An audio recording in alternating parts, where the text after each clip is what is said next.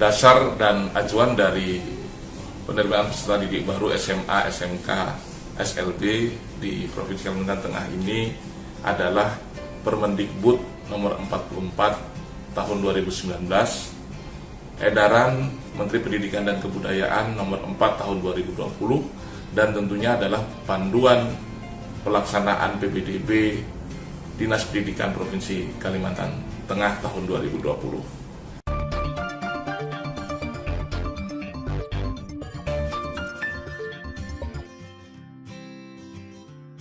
Jalur pendaftaran jenjang SMA ada 4. Yang pertama adalah jalur zonasi, jalur afirmasi, jalur pindah orang tua, dan jalur prestasi.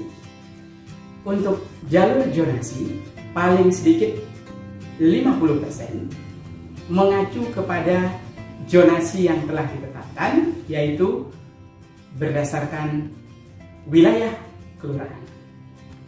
Jalur afirmasi paling sedikit 15%, yaitu jalur tidak mampu dengan bukti KKS, KIP, atau masuk dalam data BTKS.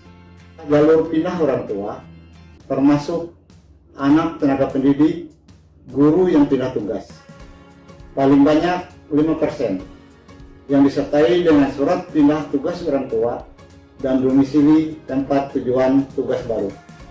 Untuk jalur prestasi akan dibuka jika jalur zonasi, jalur afirmasi, dan pindah orang tua masih belum memenuhi kuota, artinya masih ada peserta didik yang belum diterima menggunakan prestasi akademik dan non-akademik.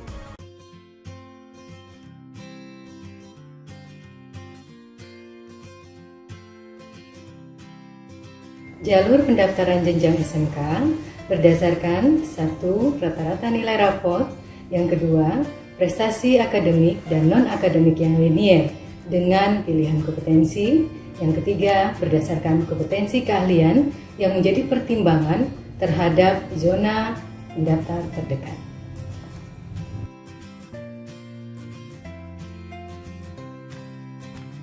Secara keseluruhan, ada 2 moda pendaftaran, yaitu online dan offline. Moda online dibagi menjadi 2, yaitu moda online kerjasama dan online mandiri.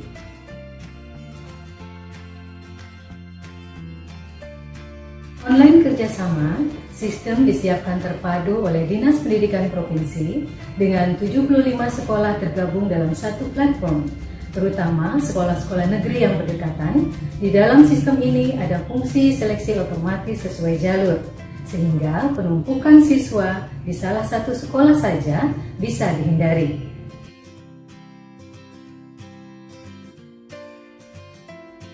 Online mandiri bagi sekolah-sekolah yang mempersiapkan sistemnya sendiri.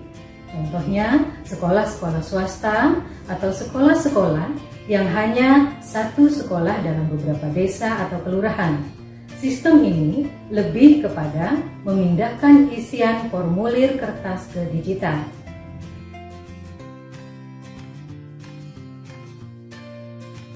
Khusus untuk sekolah blank spot dan blank energi, dengan tetap memperhatikan protokol kesehatan dan antrian dalam sesi.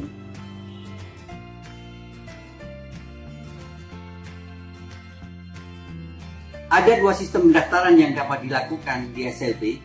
Yang pertama adalah secara manual. Yang kedua adalah secara online mandiri. Saudara-saudara sekalian, SLB adalah sekolah luar biasa yang mempunyai kekhasan, unik, dan perlu perhatian yang luar biasa pula. Peserta didik jalur pendidikan non-formal informal dengan berkebutuhan khusus dapat diterima di SLB tidak harus pada awal kelas di setiap jenjangnya, tetapi harus lulus tes kelayakan dan penempatan yang diselenggarakan oleh SLB yang bersangkutan.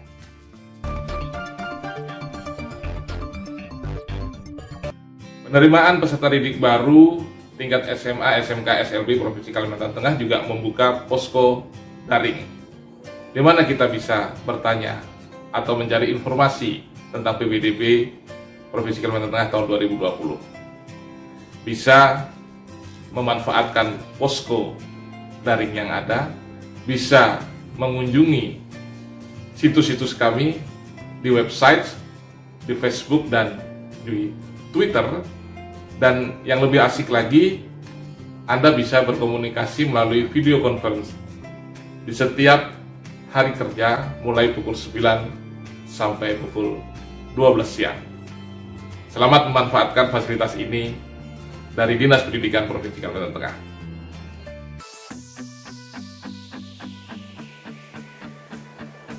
Mari kita sukseskan penerimaan peserta didik baru Dinas Pendidikan Provinsi Kalimantan Tengah tahun 2020. Kita bisa.